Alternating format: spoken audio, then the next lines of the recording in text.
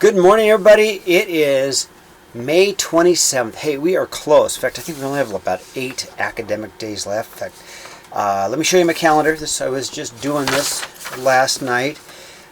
So look at it. There's just 1, 2, 3, 4, 5, 6, 7, 8 days. And then the last little half week is just me bugging you.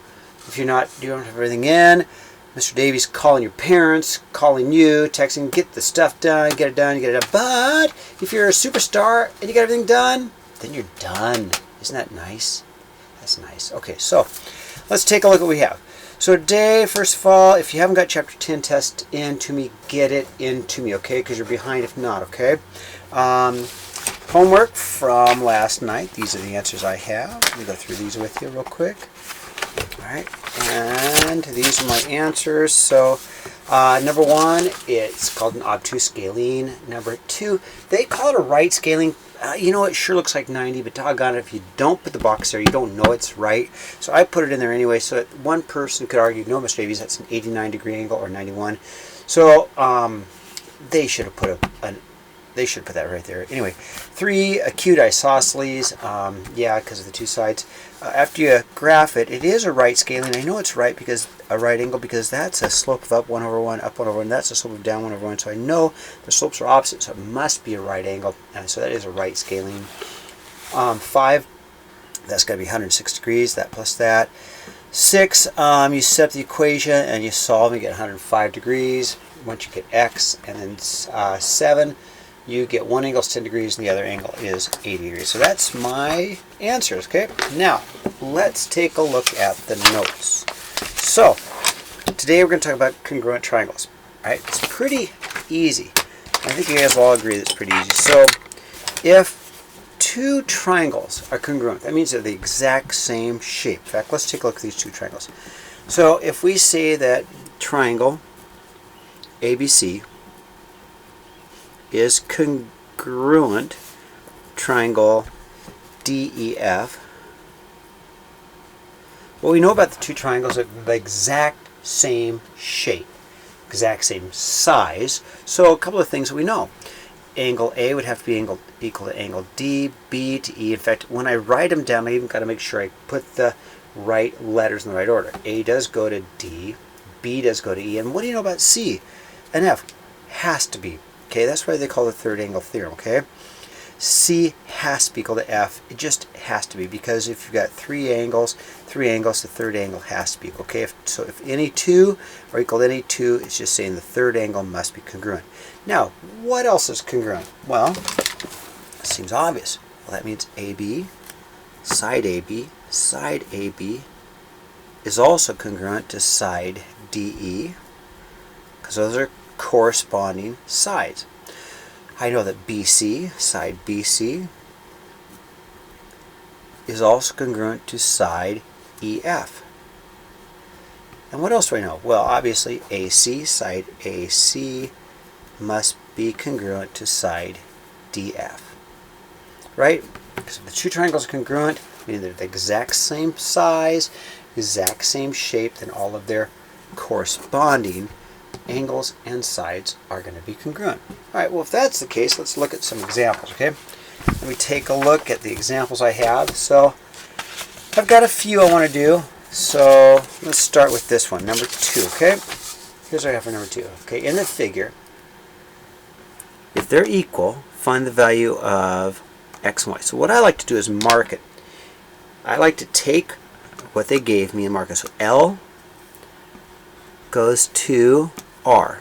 Okay, so I know that the 2 triangles are kind of turned around sideways. M goes to S. Alright, so I know that that's 93. So, okay, wait a minute, that's 93 degrees. That might help me out. I think it is. And so obviously then, N is congruent to T. Yep. So that means T is 63 degrees. Alright. So if I do a little bit of real quick math, if I want to find out what angle L is, I know 180 degrees in a triangle, right? So I can get that angle L. So angle L is going to equal 180 minus these two added together. 93 plus 63 use my calculator. I can do this real quickly. I go 180, subtract the sum of those two, and that's 93 plus 63, and I get an answer of 24. So angle L equals 24 degrees. So angle L is congruent to angle R, right? So therefore, my angle R, which is 3x, right, is equal to angle L, which is 24. Divide by 3, x is 8. Okay, so I've got x. It's easy. So now to find y. Well, I know that these two sides have to go together. I know that LM has to be equal to, or congruent to, SR. Let's see what we've got. Let's see, LM is 43. So I've got 43 is equal to 3x plus y. That's a plus 3x plus y. Oh, wait a minute, that's too many variables. But we know what x is, don't we? So put the 8 right in there. Right? Because x is 8. I can go, okay, 43 equals 3 times 8 plus y. 43 is equal to 24 plus y. I go minus 24, what is that, 9? Probably. No, 19, right? 19. 43 minus 24. I'm embarrassed I'm using a calculator. 19, yeah. Okay, there you go. Got x and y. We're not going to do 3 on this example. Okay, number 4. Let's go to 4, okay? Find the measure of angle M, or angle T. And then explain. Well, that's easy. If I know that R is equal to A, then A is 41, right? If I know B is equal to S, that's 74, then I'm just going to, 180 degrees in a triangle, right? 180. So I'm just going to go 180 minus parentheses 41 plus 74, and that'll give me angle T, right? Here's my calculator. Go 180, subtract parentheses 41 plus 74, and I get an answer of 65 degrees. Okay, pretty easy, okay? Okay, 6. Find the value of x, y, and z. Again, if I'm going too fast, just pause the video and do it again, okay? Okay, so it seems like the two triangles must be equal, and I know they are because this angle equals that angle. This angle equals that angle, and we know that this angle has to equal that angle by vertical angles or the third angle theorem. So let me put 81 here. Okay, how many degrees in a triangle? 180. So let's get x first, okay? So I'm going to go for x, angle x, I'm going to go 180 minus my 34 plus my 81. Okay, let's check this out. I'm going to go 180 minus parentheses 34 plus 81. I get an answer of 65 degrees. So x is 65 degrees. Let me put that in there because I might need that later. So x is 65. Let's change that to 65. Okay, I like to have that. There you go. Which means this angle here is also 65, isn't it? 34, 34. Okay, 34, 34. Now, let's find y. Well, y has got to be equal to, well, that's really easy. Come on now. Y is equal to this side, so y is equal to 6, right? The length of this side is equal to the length of that side. So y is just equal to 6, okay? Now, how about z? Well, we learned yesterday that the two remote interior angles will always equal the exterior angle. So, angle z is just equal to 81 plus 65. Okay, I can do that. Calculator. Probably don't even need a calculator for that one. Probably not. And I get 146. There you go. How am I doing? Hopefully really well. Okay, 7. Show the two triangles are congruent. Well, what I know is this. I know that N is congruent to P. So I'm going to show it. I'm going to say, okay, angle N is congruent to angle P. I know that. I also know that this angle here, and that's going to be angle NMO. NMO is congruent to, okay, NMO is congruent to PML. Angle PML. PML. You can't say angle M to angle M. That doesn't make any sense. You can't say angle M congruent to angle M, because I'm going to ask you, which angle M are you talking about? Are you talking about that angle M, or that? So you have to be more specific. That's why we went NMO,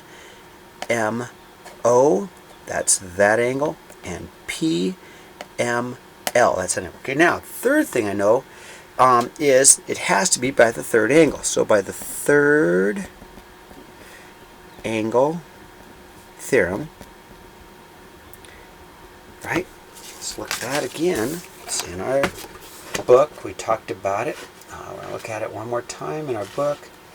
Okay, third angle formula. We said if any two angles are equal, then it forces the third to be equal. So third angle formula says that I've got two of them.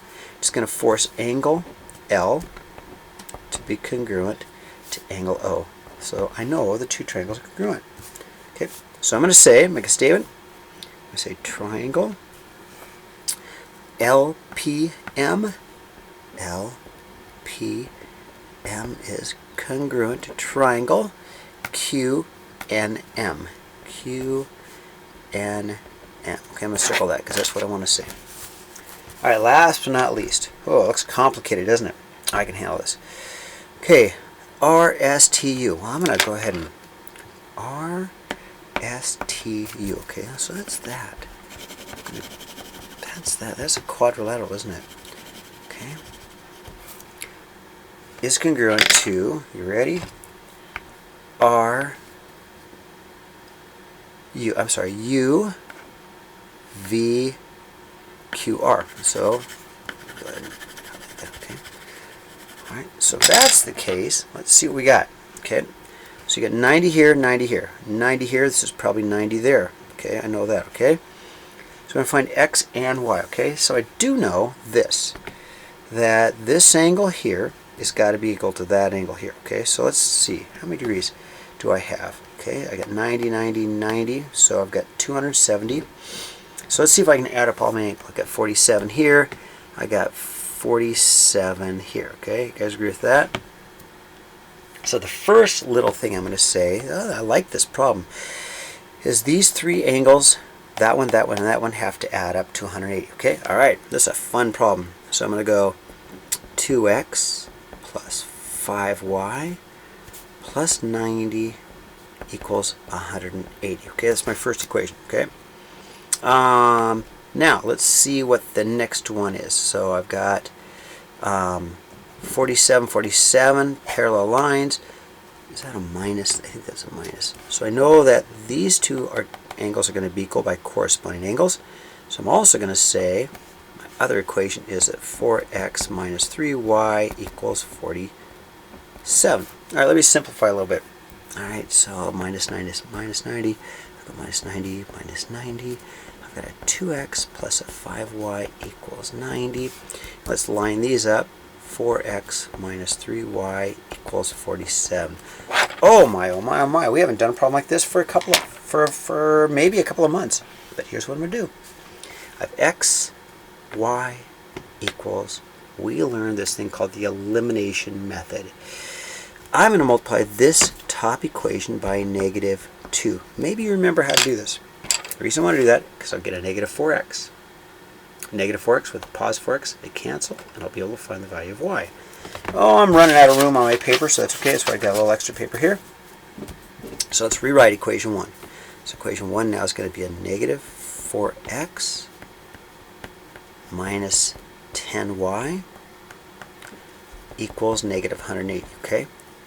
Second equation, just leave us 4x minus 3y equals 47. Okay, now if I add them, my y's cancel. Okay, negative 13y equals, hold on, use my calculator here, negative 180 plus 47. That's a fun problem. Negative 133, divide by negative 13, and I get an answer about 10.23. Okay, if that's y, let's plug that back in to get x. Oh, probably the easiest one. We'll just plug it in right into here, okay, to get x. Okay, so the 4 times my 10.23 minus 3y equals 47. All right, multiply that times 4, and I get a 40.9